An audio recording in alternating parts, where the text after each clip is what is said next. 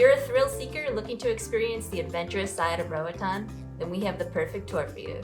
The Zipline Sloth and Snorkel tour will take you on an amazing 5-hour adventure. First up is a stop at Victor Bodden's Mayan Jungle Adventure Park, where you'll have the unbelievable experience of flying above the incredible Roatan rainforests. Traverse on 12 different zip lines of varying heights and lengths for a safe, thrilling ride in the sky. Next up is the famous Monkey and Sloth Hangout, where you'll get the opportunity to hold some snuggly sloths, meet some mischievous monkeys, and take in the colors of the beautiful macaw birds.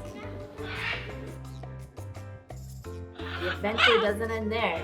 Next up, snorkel in the stellar ocean depths.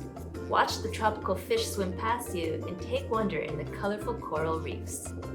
Before the tour ends, you'll get to visit the Roatan Chocolate Factory and taste the rum that the island is so famous for. So if you're looking for that daredevil experience, then the Zipline Sloth and Snorkel tour is the one for you.